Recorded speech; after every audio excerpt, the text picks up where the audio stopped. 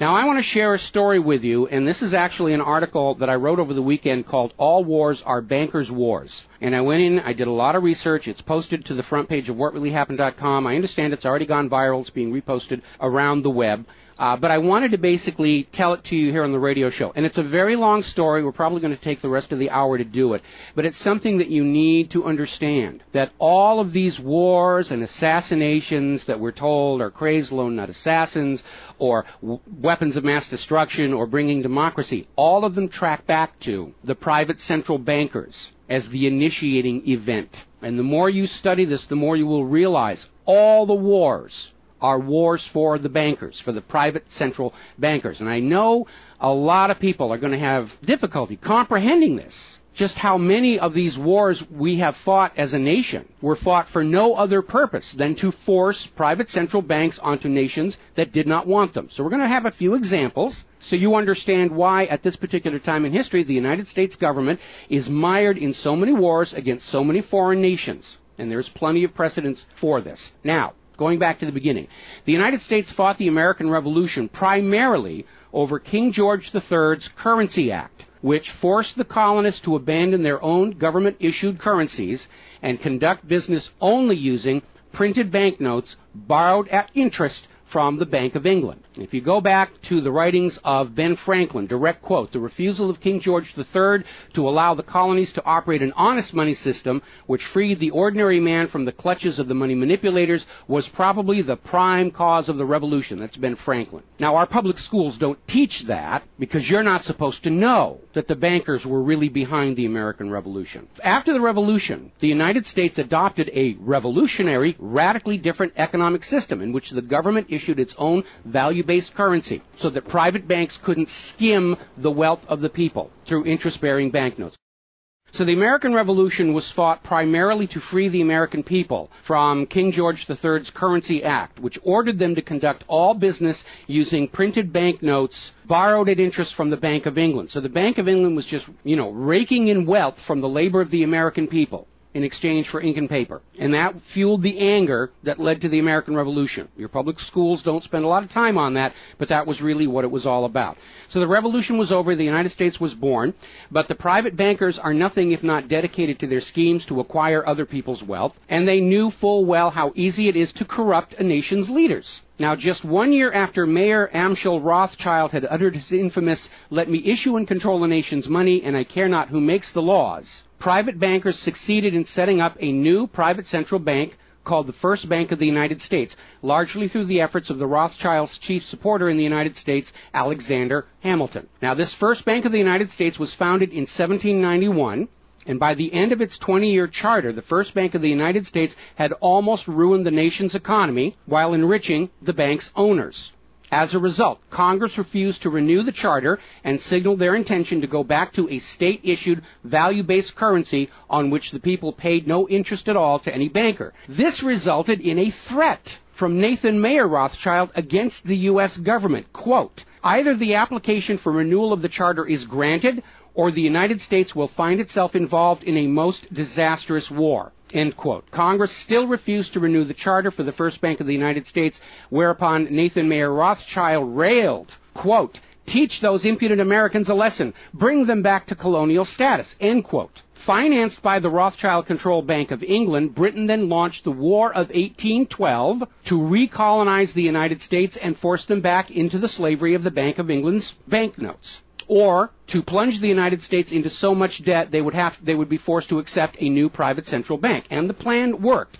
Even though the United States won the War of 1812, Congress was forced to grant a new charter for yet another private bank, issuing the public currency as loans at interest, the Second Bank of the United States. Once again, private bankers were in control of the nation's money supplied and cared not who made the laws or how many British or American soldiers had to die for it. So once again, the nation was plunged into debt, unemployment, poverty by the predations of the private central bank, and in 1832, Andrew Jackson successfully campaigned for his second term as president under the slogan, "Jackson and no bank."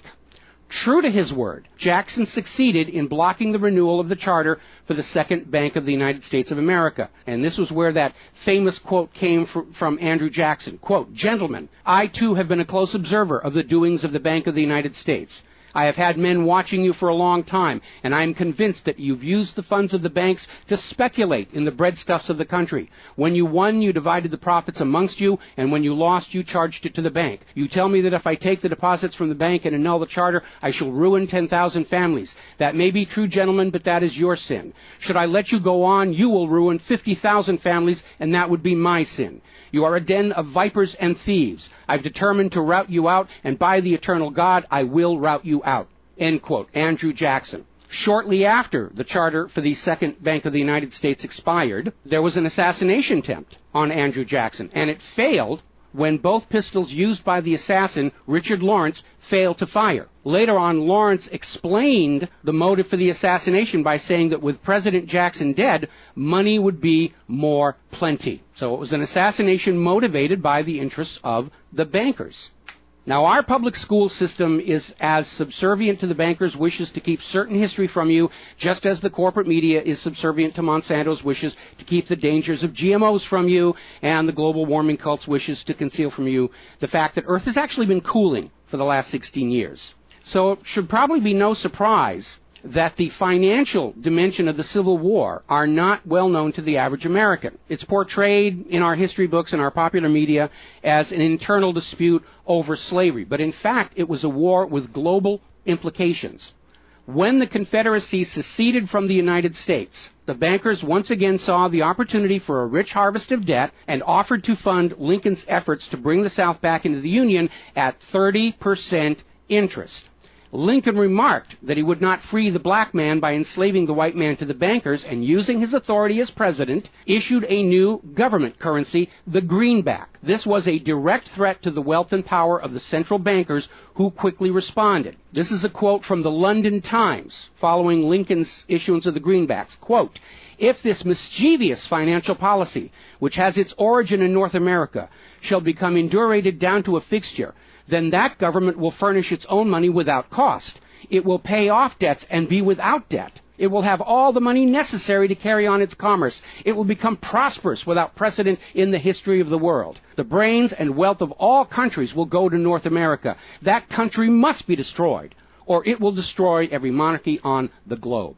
So, goaded by the private bankers, much of Europe supported the Confederacy against the Union, with the expectation that victory over Lincoln would mean the end of the greenback. France and Britain seriously considered an outright invasion on the United States in support of the Confederacy, but they were held at bay by Russia. A little bit of history most Americans don't understand. Russia came to the aid of Lincoln's Union during this crisis. Now, at that time, Russia had just ended their serfdom system, and they had a state central bank similar to the system the United States had been founded on. Now, free of European intervention, the Union won the war, and Lincoln announced his intention to go on issuing the greenbacks. Following Lincoln's assassination, the greenbacks were pulled from circulation, and the American people forced to go back to an economy based on banknotes borrowed at interest from the private bankers. So finally, in 1913, the private central bankers of Europe, in particular the Rothschilds of Great Britain, the Warburgs of Germany, met with their American financial collaborators on Jekyll Island, Georgia, to form a new banking cartel with the express purpose of forming the Third Bank of the United States, with the aim of placing complete control of the United States money supply once again under the control of private bankers. Owing to hostility over the previous banks of the United States, the name of this third bank was changed to the Federal Reserve, in order to grant the new bank a quasi-governmental image. But in fact, it is a privately owned bank. It's no more federal than Federal Express. In fact, last year, the Federal Reserve successfully rebuffed a Freedom of Information lawsuit by Bloomberg News on the grounds that as a private banking corporation, and not actually a part of the U.S. government, the Freedom of Information Act did not apply to the operators of the Federal Reserve. So 1913 proved to be a transformative year for the nation's economy. First, with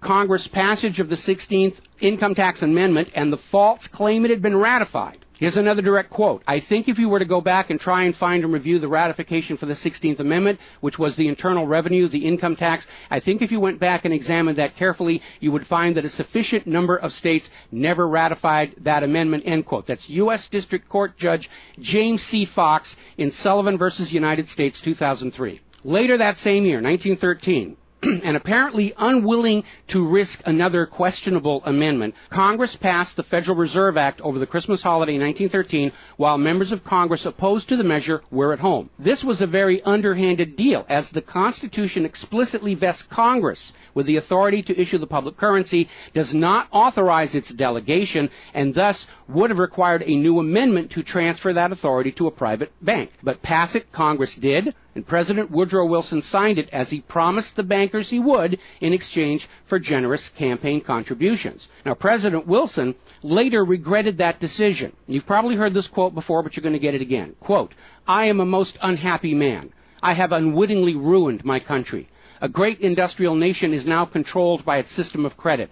We are no longer a government by free opinion, no longer a government by conviction and the vote of the majority, but a government by the opinion and duress of a small group of dominant men." That was Woodrow Wilson writing in 1919.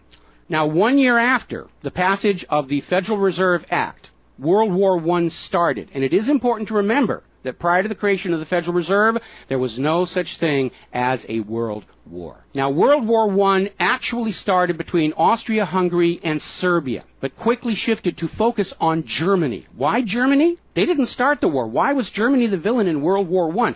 Well, the real reason was their industrial capacity was seen as an economic threat to Great Britain. Great Britain's pound was already in decline at the time because too much economic emphasis was on banking and finance, and not enough was on agricultural development, industrial development, and infrastructure. It's very much like the situation we have in the United States right now. All the financial operatives, they want to play the Wall Street games, and other parts of the economy are being neglected. We've lost a great deal of our manufacturing.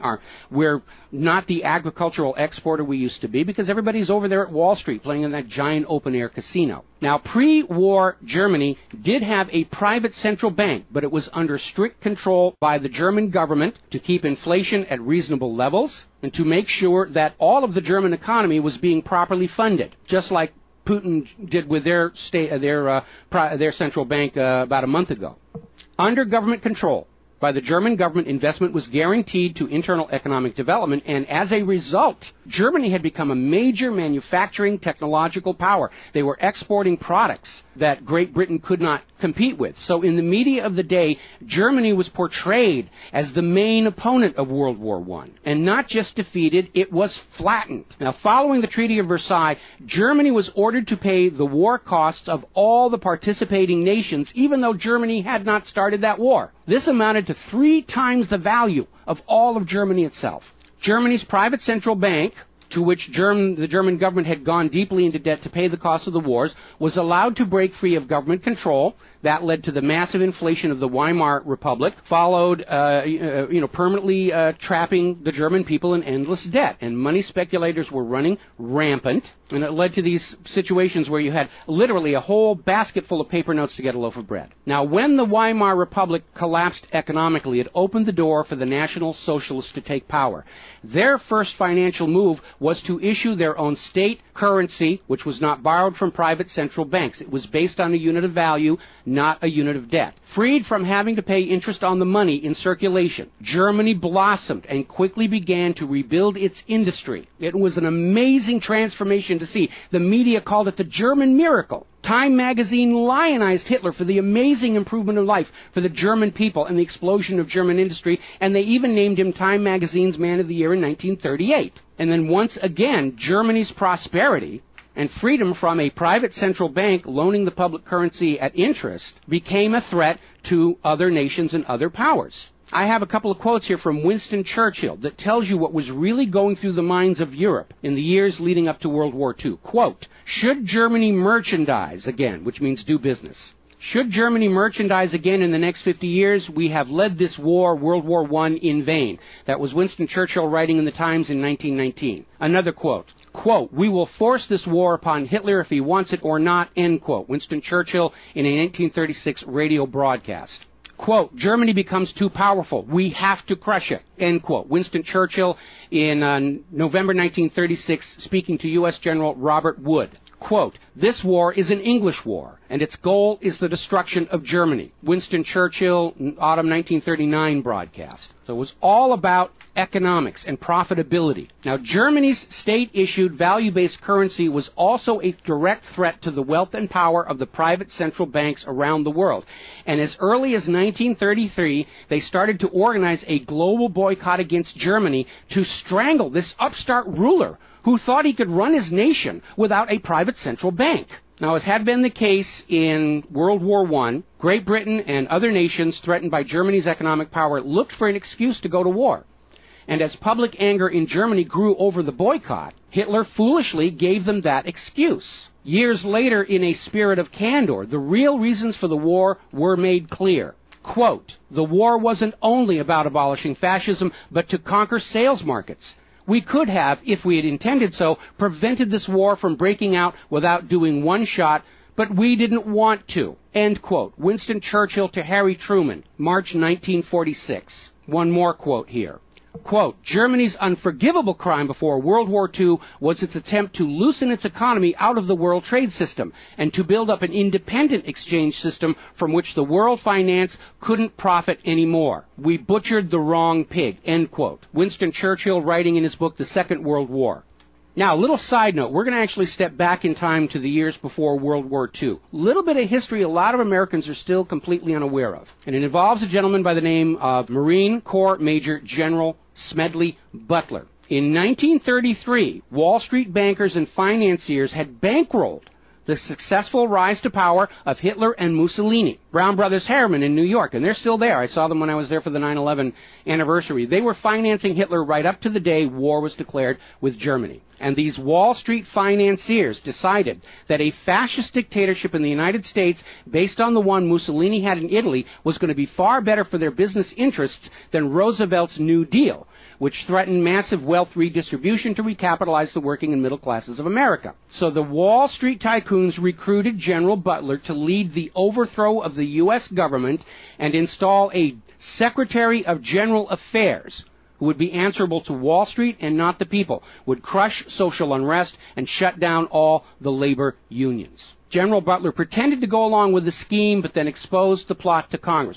So they recruited Marine Corps Major General Smedley Butler to lead this coup d'etat because Butler was very popular with the soldiers, and his image as part of this move would help convince the military this was the right thing to do. Now, to his credit, Major General Smedley Butler, remembering his oath to the Constitution, pretended to go along with the scheme, but then exposed the plot to the United States Congress. Congress, then as now in the pocket of Wall Street bankers, refused to act. When Roosevelt learned of the planned coup, he demanded the arrest of the plotters, but the plotters simply reminded Roosevelt that if any one of them were sent to prison, their friends on Wall Street would deliberately collapse the still fragile U.S. economy and blame Roosevelt for it. So Roosevelt was unable to do anything about this attempted coup d'etat until the start of World War II, at which time he prosecuted many of the plotters under the Trading with the Enemy Act. Now, mostly it was glossed over. Oh, it's just a rumor, unfounded, it's wacko conspiracy theory. But in 1967, the congressional minutes of Smedley Butler's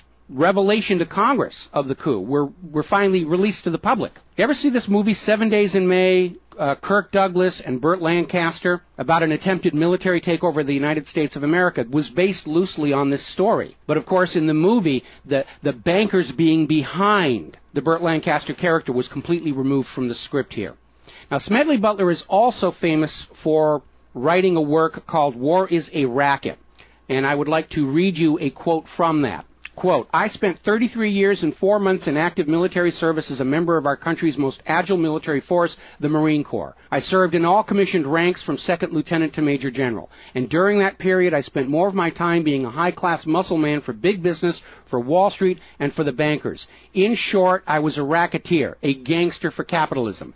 I suspected I was just part of a racket at the time. Now I'm sure of it. Like all members of the military profession, I never had an original thought until after I left the service. My mental faculties remained in suspended animation while I obeyed the orders of the higher-ups. This is typical with everyone in the military service. Thus, I helped make Mexico and especially Tampico safe for American oil interests in 1914. I helped make Haiti and Cuba a decent place for the National City Bank boys to collect revenues in. I helped in the raping of half a dozen Central American republics for the benefit of Wall Street. The record of racketeering is long. I helped purify Nicaragua for the International Banking House of Brown Brothers in 1909 through 1912. I brought light to the Dominican Republic for American sugar interests in 1916. In China in 1927, I helped see to it that the Standard Oil went its way unmolested. During those years, I had, as the boys in the back room would say, a swell racket. I was rewarded with honors, medals, and promotion. Looking back on it, I feel I might have given Al Capone a few hints. The best he could do was operate his racket in 3 city districts. I operated on 3 continents. General Smedley Butler, former U.S. Marine Corps Commandant, and he wrote that in 1935. So, now moving forward here. As president, John Fitzgerald Kennedy understood the predatory nature of private central banking. He understood why Andrew Jackson fought so hard to end the Second Bank of the United States. So Kennedy wrote and signed Executive Order 11110, which ordered the U.S. Treasury to issue a new public currency called the United States Note. Now, Kennedy's United States notes were not borrowed from the Federal Reserve. They were created by the U.S. government and backed by the silver stockpiles held by the U.S. government. It represented a return to the system of economics the United States had been founded on, and it was perfectly legal for Kennedy to do so under the Constitution. All told, some $4.5 billion went into the public circulation, which eroded interest payments to the Federal Reserve and loosened their control over the nation. 5 months after signing Executive Order 11110, John F. Kennedy was assassinated in Dallas, Texas, and the United States notes pulled from circulation and destroyed. Following Kennedy's assassination, John J. McCloy, president of the Chase Manhattan Bank and president of the World Bank, was named to the Warren Commission. Now, I don't care how good a banker he is. He's not qualified to be investigating a murder, which is what we were told the Warren Commission was all about, to get the truth of the assassination. But we all know that the Warren Commission was there to cover up what was going on, and obviously we can presume safely that John J. McCloy's presence on the Warren Commission was to make sure the American public never got even a hint of the financial dimensions behind the assassination.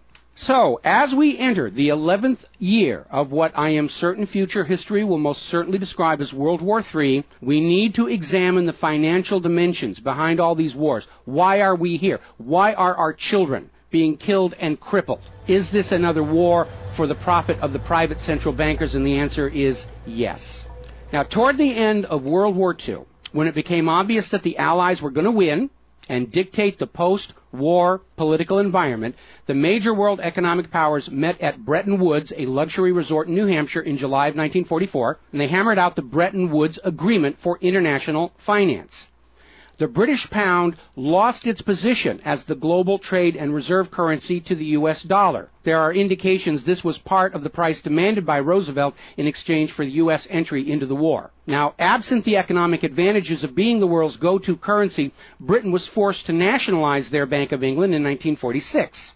The Bretton Woods Agreement, ratified in 1945, in addition to making the dollar the global reserve and trade currency, obligated the signatory nations to tie their currencies to the dollar. The nations that ratified Bretton Woods did so on 2 conditions. The first was that the Federal Reserve would refrain from overprinting the dollar, basically as a means to loot real products and produce from other nations in exchange for ink and paper. It basically was an imperial tax imposed by the U.S. economic system on the rest of the world. That assurance of no overprinting was supposedly backed up by the second requirement, which was that the U.S. dollar would always be convertible back to gold by the U.S. government at $35 an ounce.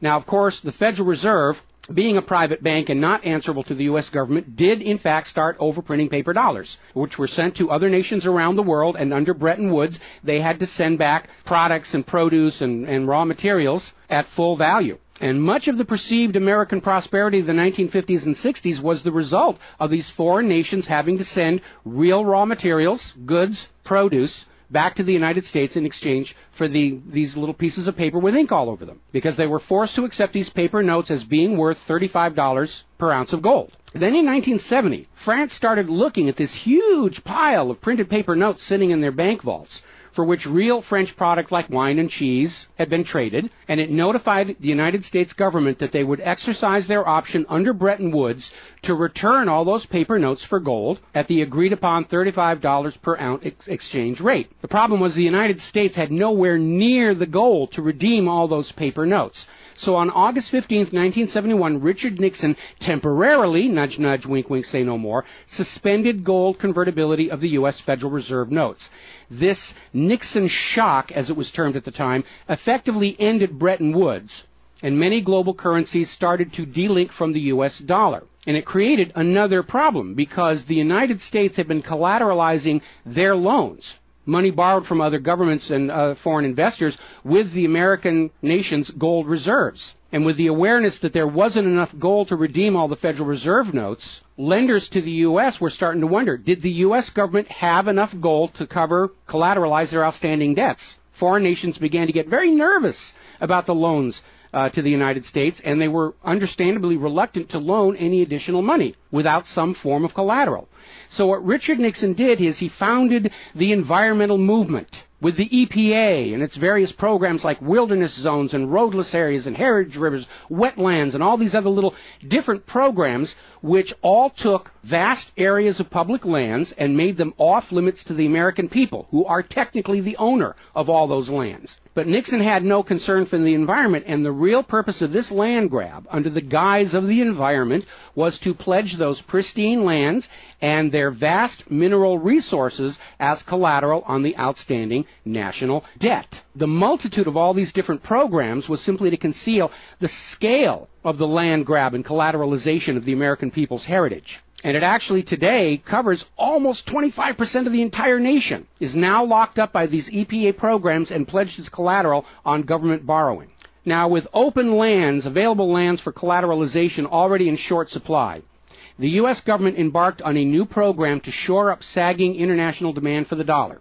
The United States approached the world's oil-producing nations, mostly in the Middle East, and offered them a deal. In exchange for only selling their oil for dollars, the United States would guarantee the military safety of those oil-rich nations. The oil-rich nations would agree to spend and invest their U.S. paper dollars inside the United States, particularly in U.S. Treasury bonds, which would be redeemable through future generations of U.S. taxpayers.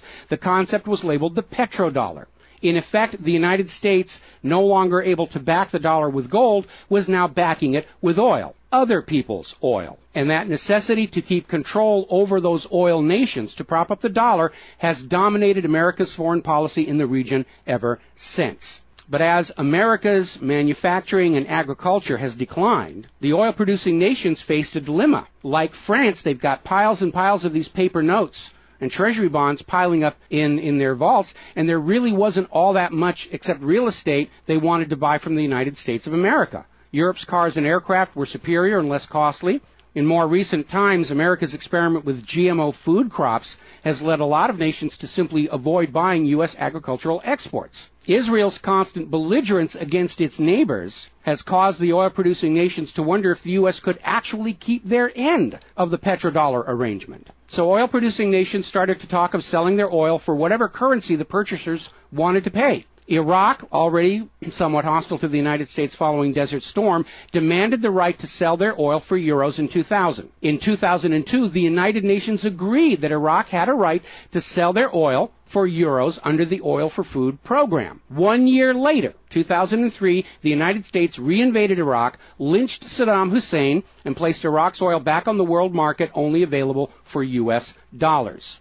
Now, the clear U.S. policy shift following 9/11, away from at least attempting to appear to be an impartial broker of peace in the Mideast to one of unquestioned support for Israel's aggressions, only further eroded confidence in the petrodollar deal, and even more oil-producing nations started openly talking of trading their oil for other global currencies. So over in Libya, Muammar Gaddafi had instituted a state central bank and a value-based trade currency, the gold dinar. Gaddafi then announced that Libya's oil was for sale, but only for the gold dinar. Other African nations, seeing the rise of the gold dinar and the euro, even as the U.S. dollar continued its inflation-driven decline, flocked to the new Libyan currency for trade. This move had the potential to seriously undermine the global hegemony of the dollar. French President Nicolas Sarkozy reportedly went so far as to call Libya a threat to the financial security of the world. So the United States invaded Libya under the guise of supporting a popular rebellion. They brutally murdered Gaddafi, apparently because the object lesson of Saddam's lynching had not been enough of a message, imposed a private central bank, and returned Libya's oil output to dollars only. The gold that was supposed to be made into the gold dinars, as of the last report I could find, unaccounted for. Now, according to General Wesley Clark, the master plan for the dollarification of the world's oil nations included 7 targets: Iraq, Syria, Lebanon, Libya, Somalia, Sudan, and Iran. Venezuela, which has started selling their oil to China for the yuan, seems to be a late addition. What is notable about those original 7 nations targeted by the U.S. is that none of them are members of the Bank of International Settlements. This is the private central banker's private central bank located in Switzerland. That meant that those 7 targeted nations were deciding for themselves how to run their nation's economies rather than submitting to the international private central bankers. Now, of course, the bankers' gun sights are on Iran, which dares to have a government central bank and sell their oil for whatever currency they choose. The war agenda for Iran is, as always, to force Iran's oil to be sold only for dollars and to force them to accept a privately owned central bank. Now, you have been raised by a public school system and a media that constantly assures you that the reasons for all these wars and assassinations are many and varied. We're bringing democracy to the conquered lands. We hear that a lot. When actually the U.S. hasn't. The usual result of a U.S. overthrow is the imposition of a pro-business, pro-Wall Street, pro-U.S. dictatorship. Good example, the 1953 CIA overthrow of Iran's democratically elected government of Mohammad Mossadegh and the imposition of the Shah. Or the 1973 CIA overthrow of Chile's elected government of President Salvador Allende and the imposition of the dictator Augusto Pinochet. Another one of the excuses we'll get is we have to save the people from a cruel oppressor. That's the one they're using in Syria right now. Revenge for 9/11. That was a big one going into Iraq. And then later on, President Bush was caught on video saying, no, Iraq had nothing to do with 9/11. And behind all of them, that tired, worn-out, catch-all excuse for invasion, weapons of mass destruction. Assassinations are always passed off as crazed lone nuts to obscure the real agenda. And the real agenda of the bankers is very simple. It is enslavement of the people by creation of a false sense of obligation. Now, that obligation is false because the private central banking system by design creates more debt than money with which to pay the debt. There is no way out the way it's set up. It's impossible to escape as long as you're playing by their rules. And you need to understand, private central banking is not science. It is a religion. It's a set of arbitrary rules created to benefit the priesthood, meaning the bankers, and it is supported only because people believe this is the way it's supposed to be.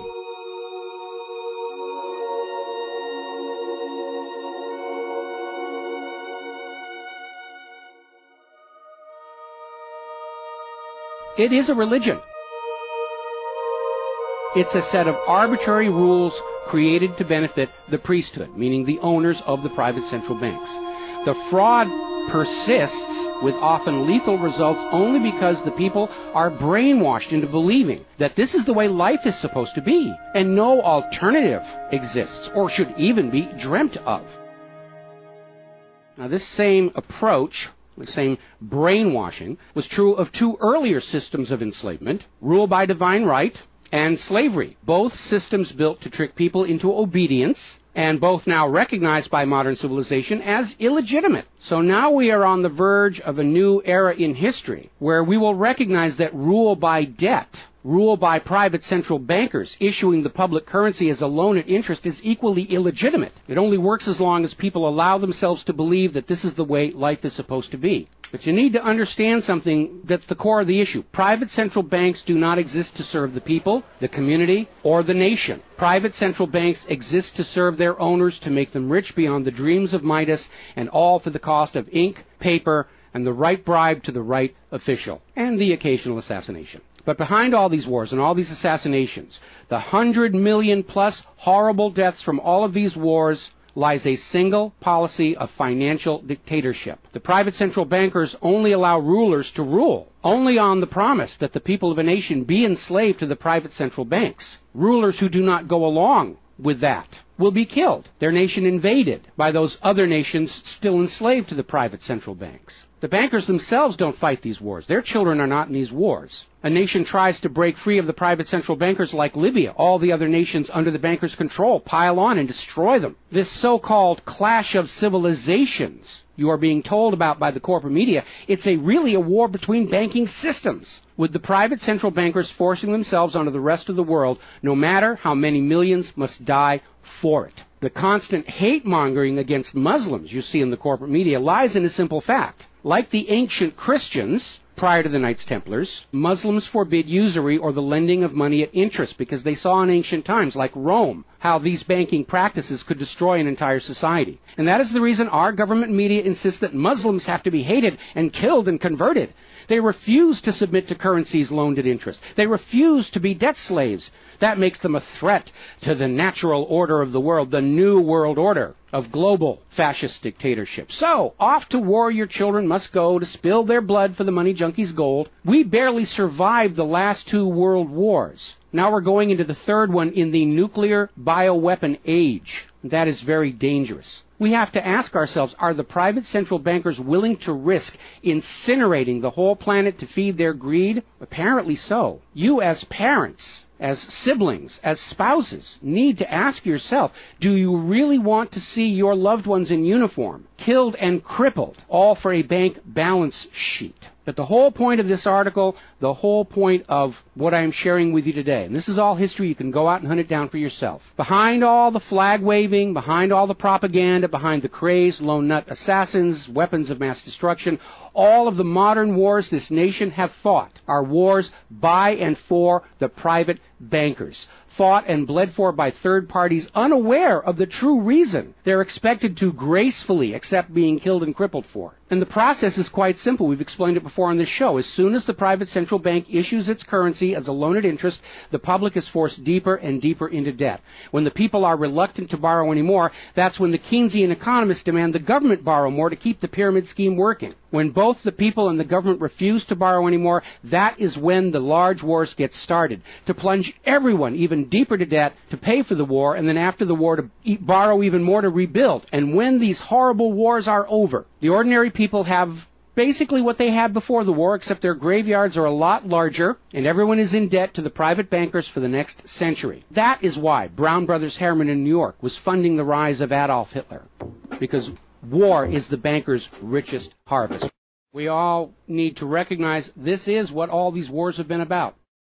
Private central banking, enlarging their domain, imposing their will on nations that do not want it, imposing their system on the rulers of nations who do not want it. Bribery, blackmail, assassination, they will do anything to maintain their stranglehold on the productivity of the world's people. And as long as private central banks are allowed to exist, inevitably, as the night follows the day, there will be poverty, hopelessness, millions of deaths in endless world wars until the earth itself is sacrificed in flames to Mammon. The path to true world peace lies in the abolishment of all private central banking everywhere and a return to the state-issued, value-based currencies that allow nations and people to become prosperous through their own labor and development and efforts. Now, I mentioned the Knights Templars. Prior to the Knights Templars, Christianity, like Islam, forbade usury because Christianity, much of Orthodox Christianity, came out of Rome, and they had seen firsthand what debt-based economies do, even to the Roman Empire. They'd seen it firsthand, so they had a ban on usury. And the Knights Templars were able to basically either bribe or blackmail the Pope to get a special dispensation that allowed them to rent money, is what they called it. They didn't call it usury, they called it renting money. A lot of modern predatory banking practices were pioneered by the Knights Templars. And they plunged Europe into hopelessly unpayable debt until finally French King Philip IV, otherwise known as Philip the Fair, did the only solution he could do. Because he understood, as long as you believed in the rules of the bankers, as long as you played by the rules they created to serve themselves, you are hopelessly trapped. And so Philip thought outside the box, and I know he's demonized for it, but in looking at the history of the Templars, it was his last resort. He sent messages to all of the regions in France, secret orders on the same time, in the same moment, on the same day. All of the Templars were arrested. and their commanderies, which is what they called their banks, were broken into, looking for looted wealth. They didn't find a lot of it. It was a paper empire, just like the Federal Reserve is. It's all based on paper. There's nothing of any real value there. It's all paper notes. And he sent the Templars to prison and execution, except for Scotland and Portugal, where the Pope and King Philip IV really didn't have a lot of control. I think that the governments of the world, looking at the situation, looking how close we are to seeing this current world conflict emerge into a full-blown global thermonuclear war, that maybe they need to start thinking about the wisdom of King Philip the Fair and say it's time to simply grab all these private central bankers all at the same time so they can't simply skedaddle from one nation to another and come back and try the same thing again, as they will inevitably do, because these people are addicts. They're hopelessly addicted to other people's money. It's why we call them money junkies. When we see somebody who's addicted to cocaine or methamphetamine or heroin, and we can easily see how they're destroying their home and community around them. Now we need to look at these money addicts and look at how they're destroying the entire world around them. And it's time for an intervention. It's time for us to become private central banking heretics, to stop believing that this is the way life is supposed to be, because it isn't. It isn't even the way the United States was actually started. And they're trying as hard. Look at the destruction of our nation. We used to be the world's greatest nation. Now the most generous estimate is we're down to number 16 and still falling. And yet, despite the destruction to our nation, its infrastructure, its children, its quality of medical care, the quality of its manufacturing output, we still are compelled somehow to go out and force this same banking system onto the rest of the world at the point of a bayonet. Does that make any sense at all? Not to a rational human being. To a money junkie, yeah, it's perfect. But we're really at a crisis point in history. And the first step to resolving that crisis, to not let it go any further into a potential nuclear war, is to recognize that private central banking, ruled by manufactured illusion of debt, is no more legitimate a system of governance than rule by divine right or rule by slavery. We all need to recognize the true cause of all the pain and suffering and wars. It's not the terrorists, it's not Al-Qaeda. These are just distractions and set pieces put in front of your eyes so you can't see the very clear pattern behind much of modern human history. It's a war of banking systems, with the predatory private central banks seeking to eradicate any nation and any ruler that would dare try and operate their economy outside the control of the private central bankers. That's the real cause for the war. Is it something you're willing to fight and die for, to support these private central bankers? Is it something you're willing